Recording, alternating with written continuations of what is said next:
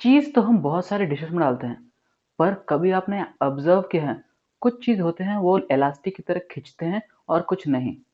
नमस्कार दोस्तों, मेरा नाम है पुनीत और आपका बहुत बहुत स्वागत करता हूँ फूड साइंस के एक नए वीडियो में। अगर आप इस चैनल पर नए हैं तो सब्सक्राइब करना मत भूलिए, क्योंकि मैं हर रोज फूड के पीछे जो साइंस होती है उसके ऊपर वीडियो बनाता हूँ। आज हम इसी के बारे में बात करेंगे कि थोड़े चीज़ेस जो होते हैं वो खींचते क्यों हैं।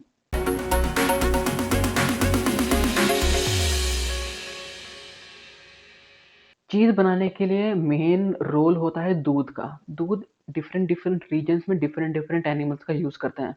जैसे कि हो गया काउस, बफेलोस, गोट, इवन याक और कैमल का भी यूज़ करते हैं।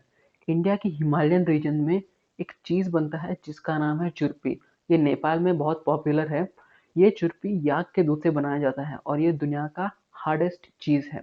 अब किसी भी दूध को मिल्क में ट्रांसफॉर्म होने के लिए थ्री स्टेप होते हैं। पहला स्टेप है उस मिल्क में जो भी नेचुरल बैक्टीरिया पाया जाता है, जिसका नाम है लैक्टोकोकस लैक्टिस। ये दूध के नेचुरल शुगर को, यानी लैक्टोज को धीरे धीरे लैक्टिक एसिड में कन्वर्ट करता है। दूसरा स्टेप है, ये जब लैक्टिक एसिड में कन्वर्ट हो रहा होता है, तब चीज़ मेकर यानी जो पर्सन चीज़ बना रहा होता है वो उसमें इंग्रेडिएंट डालता है, डिफरेंट इंग्रेडिएंट डालता है। दो मेन इंग्रेडिएंट होते हैं, एक होता है रेने, दूसरा होता है एसिड, कोई भी फ्रूट एसिड या फिर विनेगर। अगर वो विनेगर डाल रहा है तो वो रेने नहीं डालेगा, अगर वो रेने डाल रहा है तो वो फ्रूट एसिड नहीं डालेगा। अब जब ये फ्रूट एसिड या फिर रेने डालते हैं, रेने एक मिल्क डाइजेस्टिंग एंजाइम होता है। ये धीरे धीरे मिल्क में जो केसिन प्रोटीन है उसको कोएगुलेट करता है, यानी उसको फाड़ता है, और वो सेपरेट होता है वे प्रोटीन से। अगर कभी आपने घर में पनीर बनाया हो तो आप देखेंगे उसमें दो चीज़ें सेपरेट हो जाती हैं। एक है वाइट ट्रांसलूसेंट लिक्विड, जिसको हम कहते हैं वे प्रोटीन, और दूसरा है केसिन प्रोटीन जो व्हाइट मास के रूप में सेपरेट हो जाता है। चीज़ में कितना वे प्रोटीन ड्रेन किया गया है उससे पता चलता है कि चीज़ हार्ड बनेगा या सॉफ्ट। जितना ज़्यादा वे प्रोटीन कंटेंट उसमें रहेगा, उतना मॉइस्चर कंटेंट उसमें बढ़ेगा और उतना सॉफ्ट चीज़ बनेगा। उसका ऑपोजिट हार्ड चीज़। इसके कई सारे कैटेगरीज होते हैं, जैसे कि हार्ड चीज़, सेमी हार्ड चीज़, सेमी सॉफ्ट, सॉफ्ट चीज़, प्रोसेस्ड चीज़ और फ्रेश चीज़। अब इस चीज़ पर बनाने के प्रोसीजर में थर्ड स्टेप है चीज़ को राइपन करना। जब ये केसिन प्रोटीन थोड़े वे प्रोटीन से ऐड करके रेसिपी के हिसाब से उसको एक जगह पे स्टोर करते हैं। ये स्टोरेज बहुत सालों तक भी हो सकता है। इस प्रोसेस में क्या होता है, उस कंट्रोल्ड टेम्परेचर में जो मिल्क में नेचुरली प्रेजेंट माइक्रोब्स होते हैं वो मल्टीप्लाई होते हैं और मिल्क सॉलिड्स और मिल्क फैट को खाना शुरू करते हैं, और उससे चीज़ का एक स्पेशल फ्लेवर और टेक्सचर डेवलप होता है। इसीलिए आप देखेंगे दुनिया में बहुत सारे चीज़ें होते हैं, उनको सबका डिफरेंट डिफरेंट फ्लेवर होता है। प्रोसेस तो सेम ही है, पर उसमें जो माइक्रोब होता है उससे उसका टेस्ट आता है। उसको किस स्टोरेज में और किस कंट्रोल टेम्परेचर में रखा गया है, उससे भी उसके टेस्ट और टेक्सचर में डिफरेंसेस आते हैं। कई चीज़ ऐसे होते हैं जिसमें अलग से बाहर से माइक्रोब्स ऐड करते हैं चीज़ में। एग्जाम्पल है ब्लू चीज़ या फिर गोरगोनजोला चीज़, या और एग्जाम्पल है रोकरफोर्ट चीज़।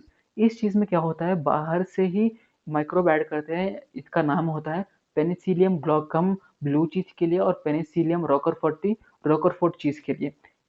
इस माइक्रोब से इस चीज़ में यूनिक फ्लेवर, यूनिक टेस्ट, बहुत स्ट्रॉन्ग स्मेल, और इसमें आप देखेंगे ब्लू वेन्स दिखेंगी। वैसे ही कई सारे कल्चर्स में इसमें मैगट्स भी डालते हैं, जिससे कि उस चीज़ को डिफरेंट फ्लेवर है। अब इस चीज़ का दूसरा कैटेगरी है मेल्टिंग चीज़ और नॉन मेल्टिंग चीज़। नॉन मेल्टिंग चीज़ वो चीज़ होता है जिसको एसिड से फाड़ा जाता है। बेस्ट एग्जांपल है पनीर और रिकोटा चीज़ इटली का। ये दोनों चीज़ अगर आप इसको हीट करें, ये स्प्रेड नहीं होते, ये और हीट करने पे टाइट होते जाते हैं और रबरी बनते जाते हैं। मेल्टिंग चीज़ में दो तरह के होते हैं, एक होता है जो इलास्टिक बनता है और एक होता है जो नॉर्मली स्प्रेड होता है, वो इलास्टिक नहीं बनता। चीज़ स्ट्रिंगी और इलास्टिक कैसे बनता है? चीज़ के प्रोसेस में जब उसके केसिन के प्रोटीन धीरे धीरे कैल्शियम से बॉन्ड होते हैं, उसमें लॉन्ग चेन्स फॉर्म होते हैं। अब ये लॉन्ग चेन डिटरमाइन करता है कि वो चीज़ इलास्टिक होगा या नहीं। जितने ज़्यादा लॉन्ग चेन उतना इलास्टिक ये चीज़। अब इसके कई सारे फैक्टर्स हैं, जैसे कि high acidic content. High acidity आती है रेने ऐड करने से। अगर आप रेने ज़्यादा ऐड कर रहे हैं उससे एसिडिटी बढ़ती है। वैसे ही high fat content, high moisture content और हाई सॉल्ट कंटेंट, ये सारी चीज़ें अगर हाई हो, इनके चेन्स जो होते हैं वो धीरे धीरे टूट जाते हैं और वो शॉर्ट हो जाते हैं, इसलिए चीज़ आपको इलास्टिक नहीं मिलेगा। वैसे ही अगर ये सारे कंटेंट्स लो हो जाएं तब भी ये लॉन्ग चेन्स फॉर्म नहीं हो पाते और चीज़ आपको इलास्टिक नहीं मिलेगा। अब जो भी इलास्टिक चीज़ेस हैं जैसे कि मोज़रेला हो गया, इलास्टिक एमेंथाल हो गया या फिर शेडर हो गया, और इंडिया में एक इलास्टिक चीज़ मिलता है मोज़रेला जैसा, वो ओनली जम्मू कश्मीर में पाया जाता है, उसका नाम है कलारी चीज़। ये चीज़ में ये सारे कंटेंट मीडियम होते हैं जिससे कि उसमें बेस्ट इलास्टिसिटी हो। मुझे उम्मीद है कि आपको ये वीडियो पसंद आया होगा और आपने कुछ नया सीखा होगा। ऐसे ही हर रोज़ फूड के पीछे जो साइंस है उसे सीखने के लिए सब्सक्राइब कीजिए फूड साइंस चैनल को। धन्यवाद।